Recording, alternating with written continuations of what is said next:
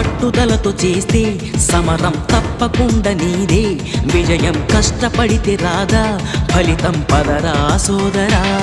నీ ధైర్యం తోడై ఉండగా ఏ సాయం కోసం చూడక, నీ ధ్యేయం చూపే మార్గంలో పోరా సూటిగా. ఏ నాడు వెనకడుగేయక, ఏ అడుగు తడబడనీయక, నీ గమ్యం చేరేదాకా దూసుకుపోరా సోదరా.